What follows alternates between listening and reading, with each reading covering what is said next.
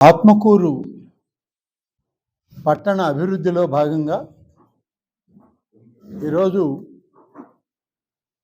Atmakur municipality సంబంధించినటువంటి mini bypass రోడ్డుని ఆంజనేయ స్వామి ఆలయం దగ్గర నుంచి నేషనల్ హైవేలో రవితేజ దగ్గర నుంచి ఆత్మకూరు పట్టణంలోకి వచ్చేటువంటి రోడ్డు పనులని పరిశీలించడం జరిగింది. ఇంజనీరింగ్ అధికారులతోటి, మున్సిపల్ అధికారులతో, అలాగే రెవెన్యూ అధికారులతో కూడా అక్కడే సమీక్షించాం.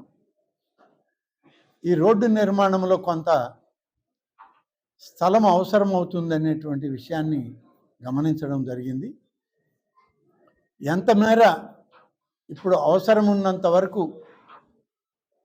ఆ రోడ్డు విస్తరణకి భూమి ప్రభుత్వంది ఉంది, లేకపోతే ఎక్కడ అది తగ్గుతుంది అనేటువంటి దాని మీద పూర్తి స్థాయిలో మళ్ళీ ఒకసారి రెవెన్యూ, ఆత్మకూరు మున్సిపల్ అధికారుల్ని రీసర్వే చేసి ఎంత మేర మనం ఇవ్వగలం అనేటువంటిది ఆ రోడ్డు విస్తరణ కొరకు చూడమని చెప్పడం జరిగింది.